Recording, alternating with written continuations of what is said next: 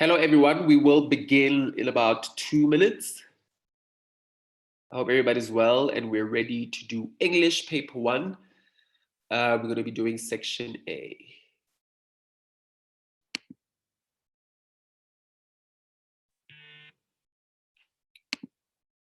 Hello, everyone. We will begin in about 2 minutes. I hope everybody's well and we're ready to do English paper 1. We're going to be doing section A.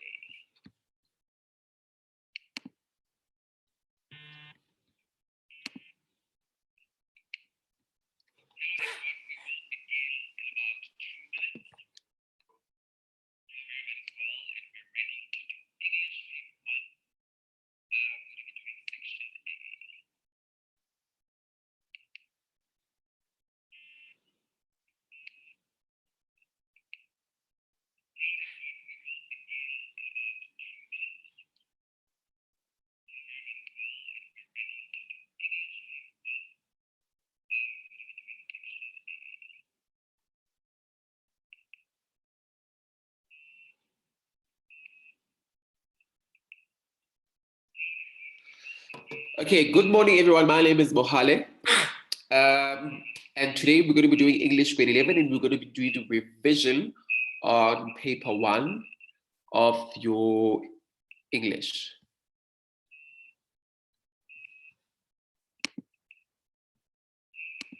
Can you all hear me? Good morning, everyone. My name is Mohale. And today we're going to be doing revision on paper 1 of your English.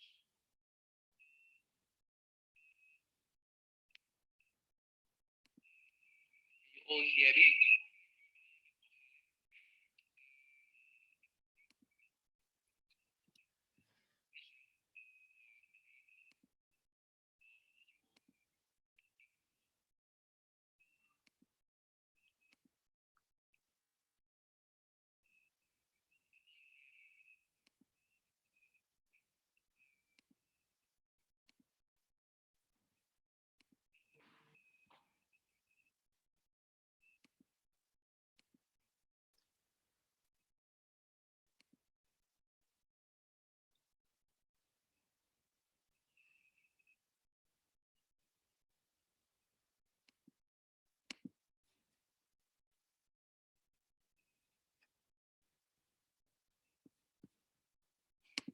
Okay, cool. So let us begin.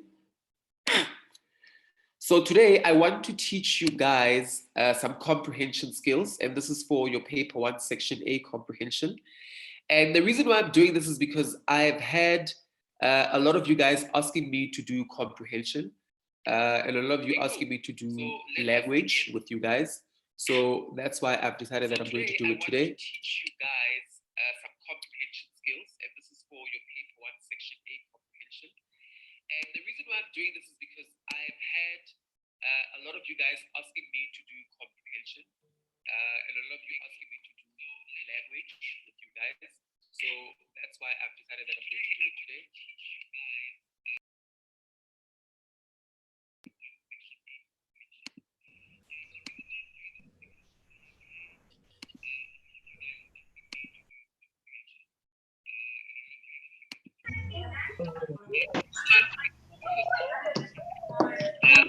My word.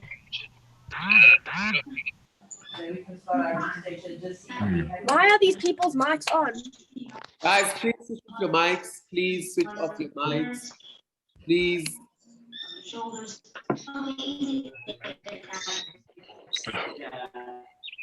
That's okay. It. Will Marie, turn your fucking mic on. Can I ask that everybody please switches off their mics? Please.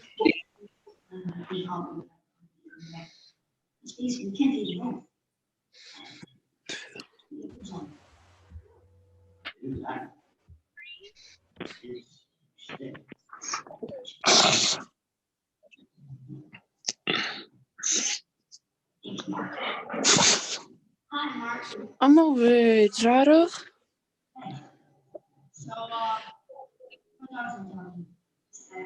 7.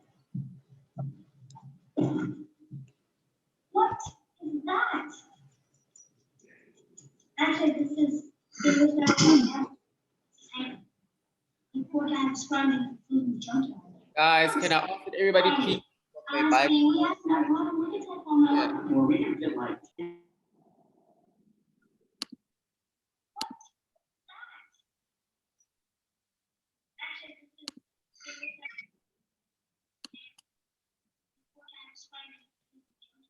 Guys, can I ask that everybody please? Okay, bye.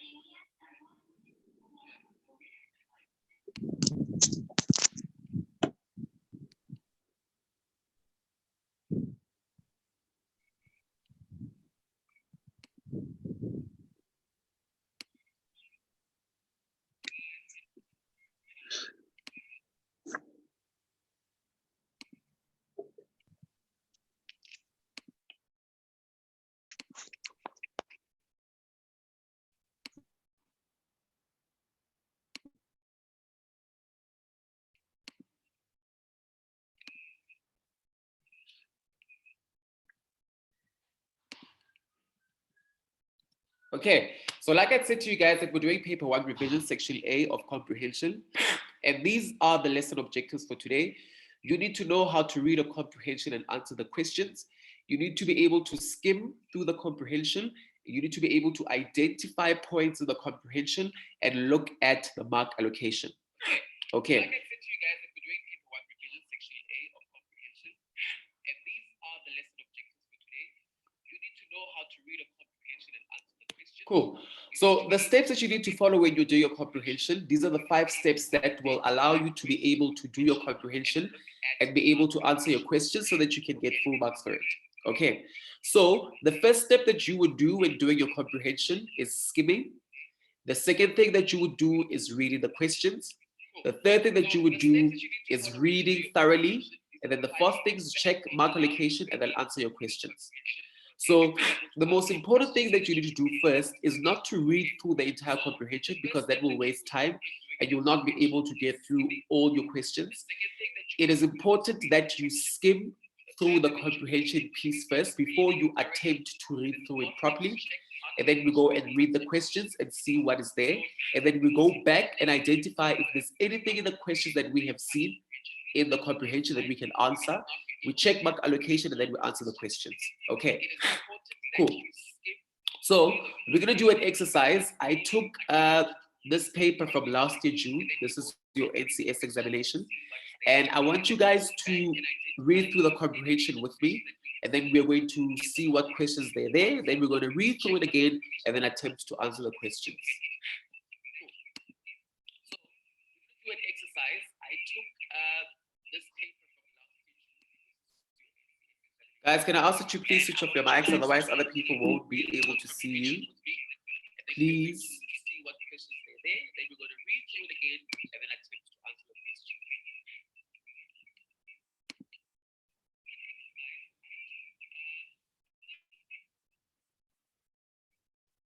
Guys, can I ask that you please switch off your mics? Otherwise, other people won't be able to see you.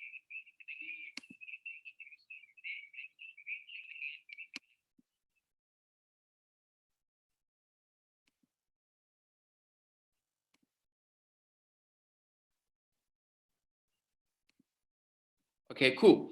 So as we can see, the instructions say section A comprehension is 30 marks. That's a lot of marks. And I believe that if you guys follow the steps that I showed you, these 5 steps, you will be able to get full marks for your comprehension. Okay, so I said to you, the first step when doing a comprehension is to skim through the text. Okay, so we're going to skim through it. And when we skim through it, we're going to read the first and second line of each paragraph. Okay, and then after doing that, we're going to go through the questions and see what the questions are. And then we're going to go back and read the entire text. And then we're going to be able then to answer the questions. So how I'm going to do it today is that I'm going to skim through it, okay? And then you guys are going to read through the entire paragraph, and then we're going to go back to the questions, okay? So this is the task that I'm giving you guys. So we're going to start by skimming it, and then I'm going to give you guys about 5 to 8 minutes to read through the entire piece, Okay, and then we'll be able to go to the questions. Cool. So let's start. The price of happiness. We're at paragraph 1. It says, when one was a child, the promise of money as a reward was both exciting and tempting. Being handed a shiny coin or a note for a piggy bank was worth tidying up one room for, even if they didn't want to. We go to paragraph 2. Hammond's book, Mind Over Money, The Psychology of Money and How to Use It Better, explores the scientific aspect behind people's relationship with money and includes 263 different social experiments. Claudia Hammond claims that money acts like a psychological drug, producing similar effects to that of dopamine on people's brains. Dopamine is all about immediate reward rather than delayed satisfaction. Paragraph 4. Cape Town-based financial planner Sean van der Waal claims that there is nothing wrong with wanting money, she says. Having money means that you are able to take care of your immediate needs. Paragraph 5. Research shows that only 1 to 3% of the population want to make money in order to grow it. The rest of the population want to make it to spend it. Paragraph 6.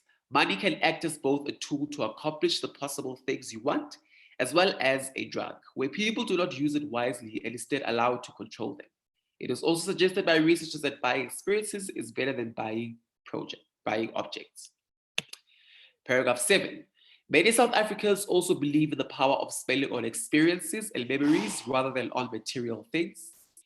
Paragraph 8. So, can money buy happiness? Research findings show that some lottery winners still have not found happiness. Paragraph 9. However, the financial planner Shanae van der Waal suggests that money can be well spent to bring true fulfillment, happiness, and financial freedom. The last paragraph. It seems that money on its own is not the key to satisfaction. However, using it wisely, conserving it for what really matters in people's life, and building financial security. Okay, cool. So now we have an idea of what this whole piece is about. It talks about money. It talks about the importance of saving money, how people use money properly, how people don't use money properly, and how ironic it is that there are some people who win stuff like the lottery and still do not make it to be happiness. As we can look at the title of the piece, it says the price of happiness. So in a way, this paragraph suggests that the price of happiness is to have money. But are we sure, are we not? We'll find out in the questions. So now we have an idea of what the piece is about. It talks about money being a source of happiness or money not bringing happiness, depending on what you think. But now we're going to go through the questions and see if there's anything that we can identify that we can use when answering the questions. Okay. So it says, refer to paragraph 1. Using your own words, explain how money was used to tempt a child. Question 1.1.2, why is the following statement false? Use your own words. People are born with the belief that money offers instant happiness. Question 1.2, what do the words 263 different social experiments, paragraph 2, suggest about Hammond's research? There's paragraph 2. Cool. 1.3, explain why Hammond compares money to dopamine in paragraph 3. We saw that. Refer to paragraph 4, 1.4.1, explain why one can become anxious if one does not have money. And then we go to paragraph 1, we go to question 1.4.2. It says, which word in the paragraph means the same as appreciative? Cool. Then we go to question 1.5. It says, what does 1 to 3% indicate about the population's attitude towards money? Then question 1.5.2, it says, explain what is meant by make money in order to grow it. Question 1.6, use your own words, give 2 reasons why the writer does not encourage people to buy objects. That's paragraph 6. Then we go to question 1.7, quote 9 consecutive words which suggest that spending money on experiences can be a risk. Question 1.8, it says, use your own words, give 2 reasons why some lottery winners do not manage their finances well. That is on paragraph 8. Then question 1.9, it says, explain why the writer refers to Claudia Hammond and Shanae van der Waal in the article. Second last question 1.10 says, do you agree with the writer's views in the last paragraph? Substantiate your answer. And then paragraph question 1.11 says, discuss the suitability of the title, Price of Happiness. So we've skimmed through the text. We've read the questions.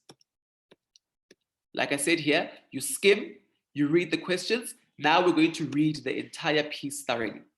So I'm going to give you guys about 5 minutes to read through the entire text here. And then when you are done, we're going to answer the questions.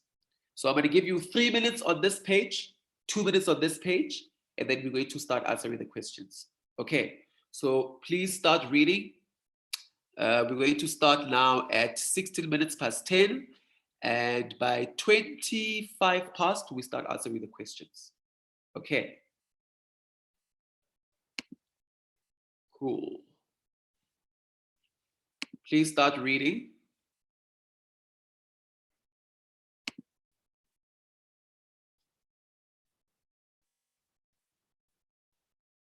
Giving you 5 minutes to read everything.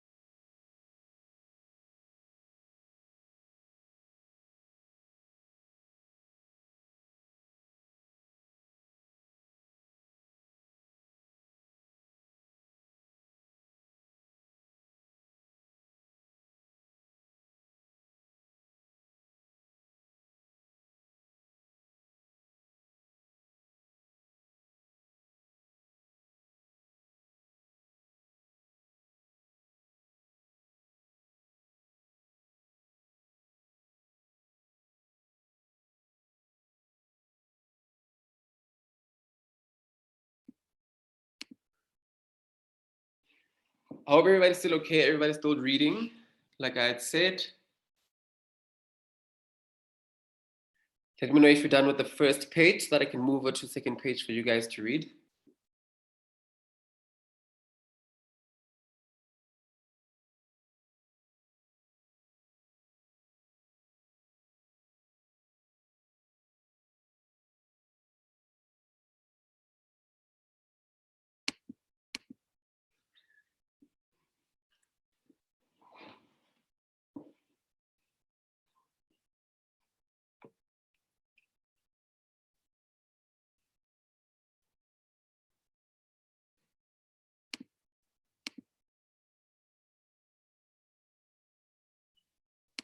Okay, seemingly most of you guys are done with the first page. I'm going to move over to the second page for you guys to finish reading. Here we go. We're on the second page now.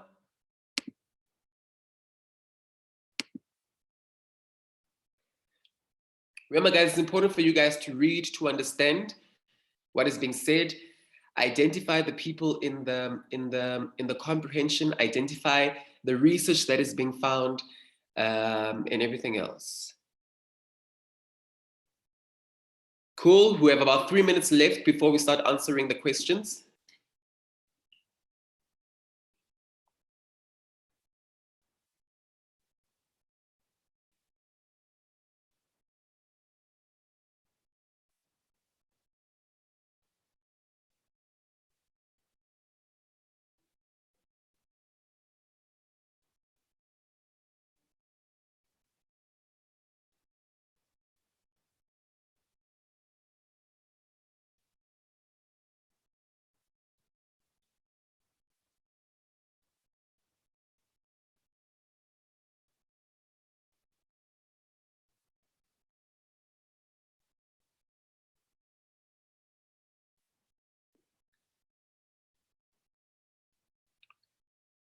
Let me know once you are done so that we can start reading.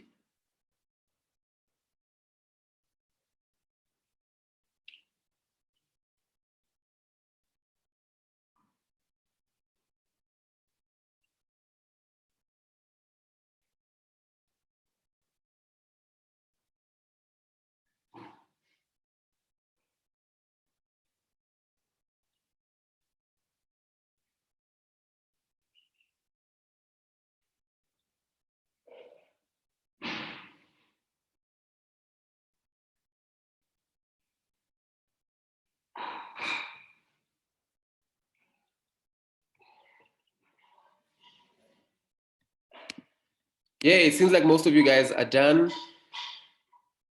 Okay, perfect stuff. Okay, so we're going to start now answering the questions according to the piece that we have read. Before we answer the questions, just under the comprehension, there's glossary. It says dopamine, a chemical that is responsible for controlling the pleasure center of the brain. Cool. So now you guys have read it. I've also read it. We're going to go to question 1.1 and we're going to start answering the questions. It says, refer to paragraph 1, using your own words, explain how money was used to tempt a child. Now, I don't want you guys to give me your answers now, but I want you guys to write them down. And then I will also give you the answer so that we can check how best you were able to read the comprehension and understand it, because that's the most important thing. And then I will give you answers that I have here, and you will compare them to yours. Okay, so I'll give you answers as and when we go, but after we read the question, note down some answers for you to see if you were able to understand the comprehension. Because one of the skills that you would need for you to be able to answer the questions is that, remember, the information that you get from the comprehension is not necessarily what you'll be writing down in your answer. So you need to interpret it into your own words. Make sure that if there's a text that you were taking from the comprehension, that it is a quoted text and so forth. So question 1.1.1 says, using your own words, explain how money was used to tempt a child. Cool. So we go to paragraph 1. It says, when one was a child, the promise of money as a reward was both exciting and tempting. Being handed a shiny coin or note for a piggy bank was worth tidying up one's room. So we can see that money was used to tempt a child by saying, this is going to be an incentive for you doing your chores. So that's how you would that's how you would note down the answer. How money was used to tempt a child. They would say to a child, if you wash the dishes, for example, you will get 20 Rand. If you clean your school shoes, you will get 50 Rand, whatever the case might be. So money was used as an incentive to tempt a child into doing their chores. And that is 2 marks. Remember, it is important to look at your mark allocation so that you can be able to see how long your answer is supposed to be, and also for you to give substantial answers, because if, for example, a question is 3 marks, you cannot give an answer that is 1 mark because you will get 1 mark. Okay, then we go to question 1.1.2. It says, why is the following statement false? Use your own words, very important. Why is the following statement false? Use your own words. It says, people are born with the belief that money offers instant happiness. Now let's go back to the paragraph that we read. It says here, we are still on paragraph 1, right? It says here, from a young age, people learn that money offers immediate satisfaction and this feeling never stops, okay? So now, this statement is false because people learn that money brings happiness, okay? So people are not born with the belief that money offers instant happiness. They grow up and they learn that money brings instant happiness. So it says here in paragraph 1, from a young age, people learn. So you're not born knowing that money brings instant happiness, you learn it. So that's why that statement is false, okay? So you would also write it in your own words. And then question 1.2 says, what do the words 263 different social experiments, that is in paragraph 2, suggest about Hammond's research? So now we are on paragraph 2, and it says Hammond's book, Mind Over Money, The Psychology of Money and How to Use It Better, explores the scientific aspect behind people's relationship with money and includes 263 different social experiments. So what this suggests, that's question 1.2, is that there was extensive research that was done. I mean, it says here they did 263 different social experiments. And we know an experiment is something that we test to see how it works and if it works. So it shows that, or it suggests, like the question says, that there has been extreme and extensive research that was done in order for us to be able to know what Hammond is saying about his research, okay? You can also say that the results of the research can therefore be considered to be thorough. Because I mean, if I do research on 263 different people, it means I have gone to 263 people, and therefore my research is extensive, it is thorough, and it is believable because I didn't just do it on one person. So meaning the confirmation of my research is true and it is thorough because I did it on a lot of people, okay? Then we go to question 1.3, says, explain why Hammond compares money to dopamine in paragraph 3. Now in paragraph 3, we can see that dopamine, the word there is bold. It says dopamine is all about immediate reward rather than delayed satisfaction. Now dopamine is a substance or something that they put into your gym, either your gym supplements or your gym steroids. So when people want to get big when they are gymming quickly, they take pills or stuff that has dopamine in it because it is quick and it gives you immediate results, okay? So now question 1.3 says, why does he compare money to dopamine? That is because the whole matter about this piece, or the whole reason for this piece, was to say that people believe that money brings happiness and it brings happiness now, okay? And just like dopamine, you take it and you get bigger quickly than taking any natural substance. So the reason why he's comparing dopamine to that of money is that they both have a similar meaning in terms of them bringing happiness quickly. If I want to get buff quickly, I take supplements that have dopamine, I take steroids that have dopamine, and I become big quickly. If I want to become happy quickly, like this piece suggests, it means you must have money. Okay, so that's how you would put it for it to make sense. Cool, moving right along, it says question 1.4, it says refer to paragraph 4, explain why one can become anxious if one does not have money. Okay, so we go to paragraph 4 and it says that having money, that is in the second line, having money means that we're able to take care of our immediate needs. Not having it can cause anxiety, but if we respect money and be grateful, it can take us further and afford us better opportunities. So basically, we are saying here that one would stress about how to get money for you to be able to take care of your needs. Because it says here in the second sentence, having money means that we are able to take care of our immediate needs. So when you don't have money, you have anxiety because you don't know how you're going to take care of your immediate needs. And that brings us to how we answer this question, is that you become anxious because you don't know how you're going to either provide for yourself or provide for one's needs or whatever the case might be. Let's see, I think somebody has a question here. Let's check quickly. Okay, no question, moving right along.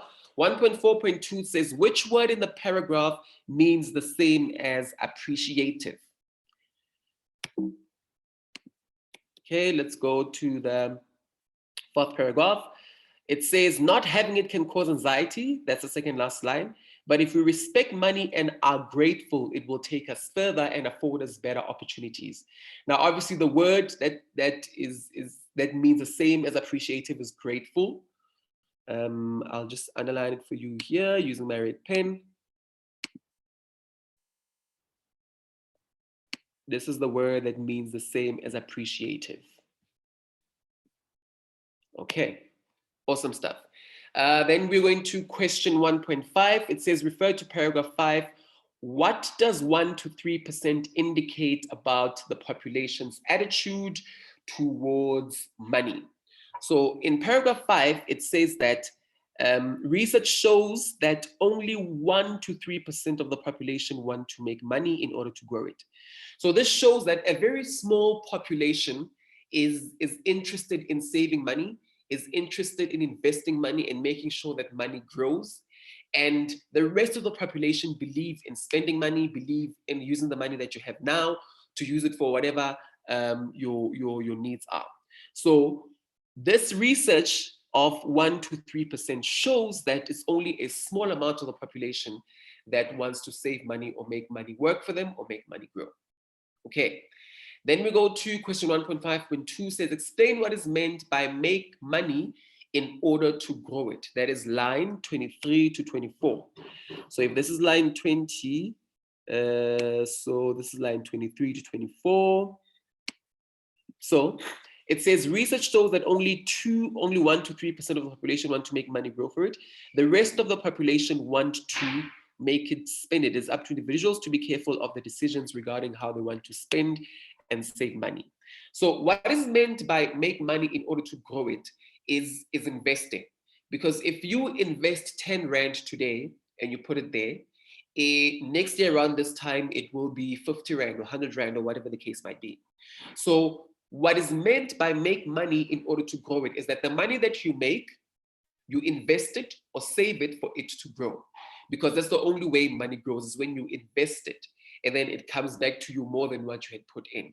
So that is what is meant by make money in order to grow it. Then question 1.6, it says, use your own words to and give 2 reasons why the writer does not encourage people to buy objects. That is paragraph 6. It says here that money can act as both a tool to accomplish the things we want as well as a drug. Where people do not use it wisely and instead allow it to control them, it is suggested by researchers that buying experiences is better than buying objects. People look forward to experiences, which more than they do purchasing new items. After all, new possessions are not new for very long. After a month, a pair of shoes loses its shine. By contrast, pleasurable experiences give people emotional satisfaction and memories which can last a lifetime. So let's go back to the question. It says using your own words. Remember that.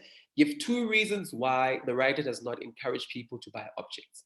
So the writer is saying that when you buy an object, when you buy shoes, in 2 months' time, the shoe has lost its shine, or the heel is not the same way as it was, or the shoe is obviously not as new as it was because it's an object. So he's saying it is better for people to buy experiences because experiences last longer in your mind, in your life, in pictures, in whatever the case might be, rather than buying objects. So for example, if you buy a car, you know that a car depreciates. So in about the minute you drive the car out of the garage, when you've just bought it, it has already started depreciating. So he's trying to say to people, it is better when you buy experiences than buy objects because those last longer than the objects that you would have bought. Hope we're still on the same page. Question 1.7 says, refer to paragraph 7. Quote 9 consecutive words which suggest that spending money on experiences can be a risk. Here's paragraph 7. Let's go to the second last line. It says, however, while spending money on experiences is great, it is important not to do so to the point of recklessness or getting into debt. So the 9 words that you would directly quote is to the point here, to the point of recklessness or getting into debt. So those are the 9 words that you would quote. Remember, when you are quoting a sentence or a piece out of the paragraph, you need to use inverted commas to show that you have quoted. Otherwise, you will get it wrong. Remember, you are quoting. So you need to use your inverted commas when you are quoting to show that this is a quote that I have taken out of my piece. Okay.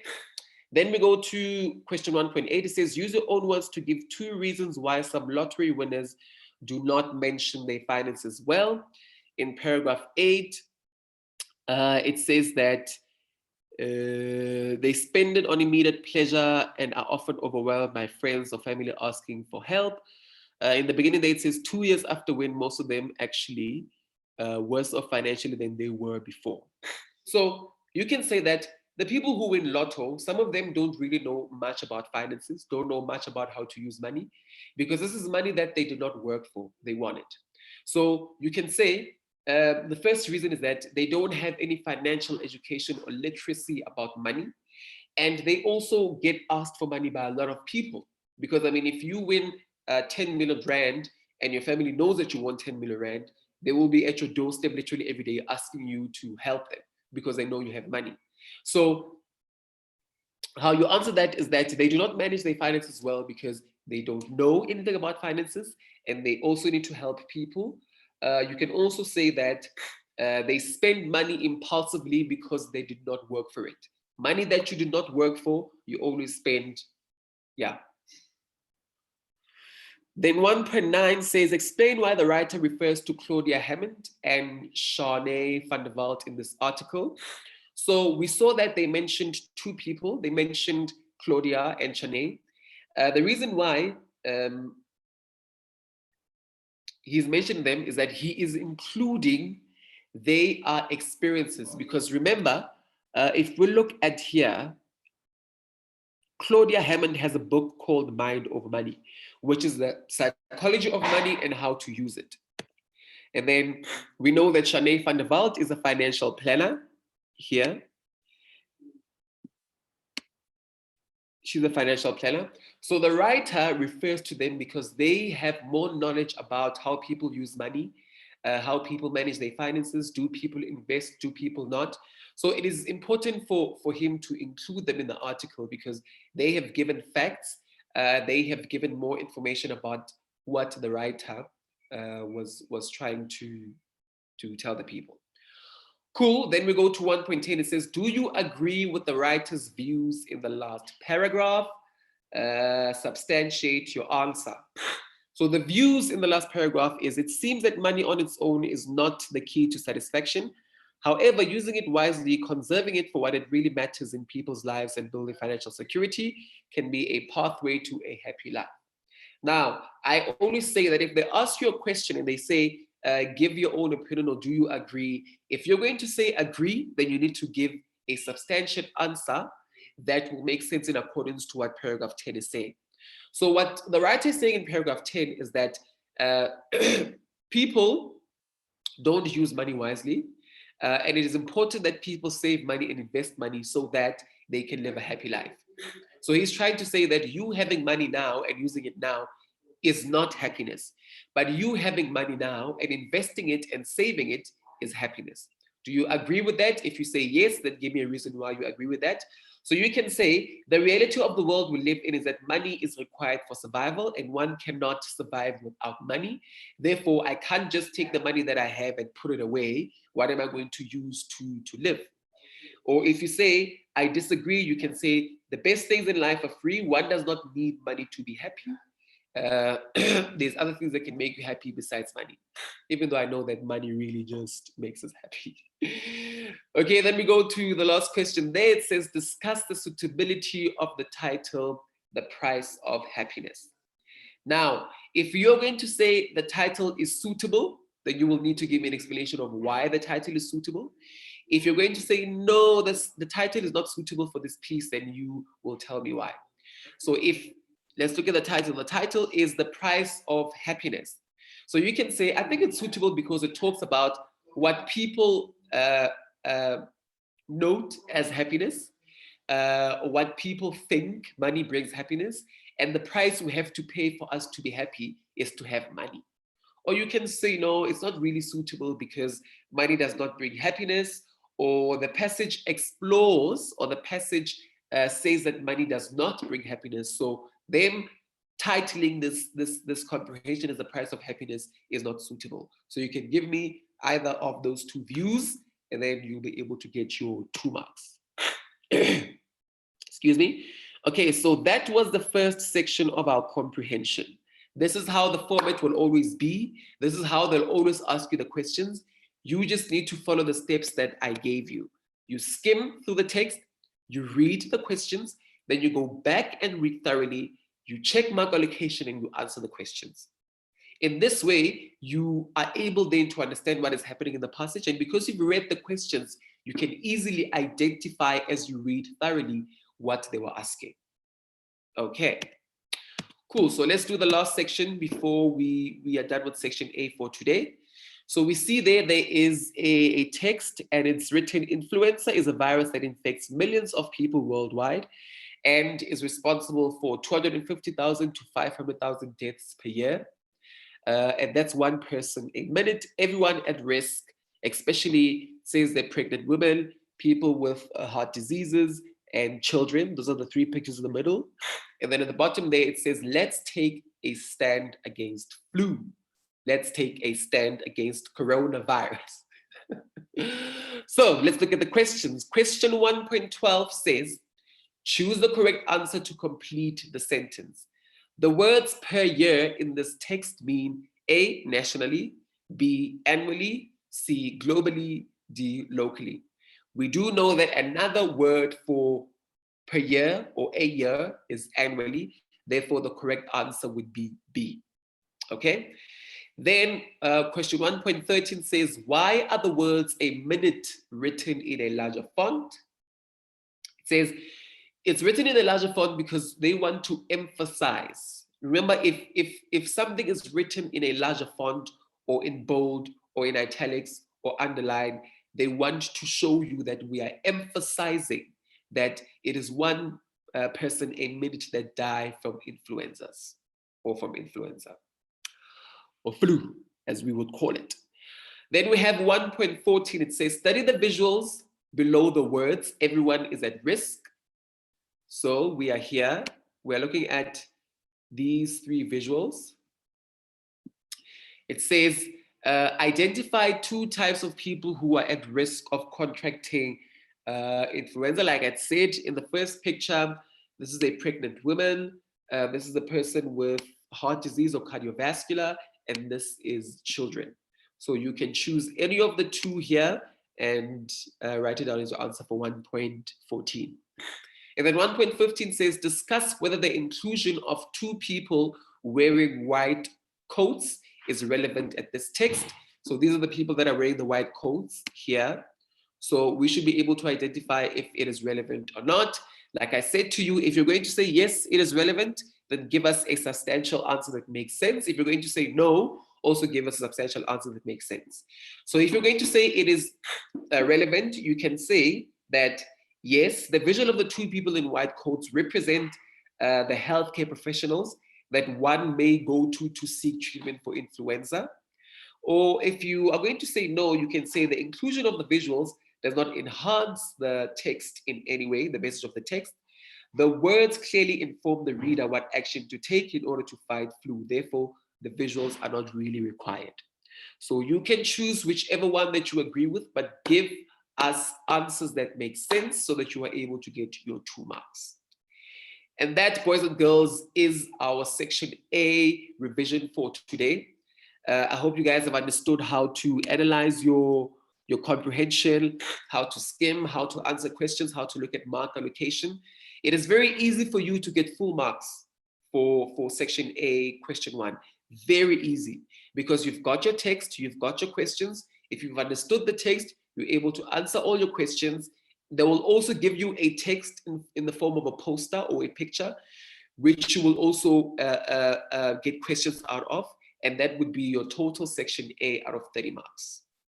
So with your upcoming June exams, I don't expect any of you to get less than 30 for this, because it is easy, it is straightforward. You just need to know what to look for, what to understand, and be able to quote and give your answers in the most substantiated way as possible, so that the person who's marking your paper is able to understand.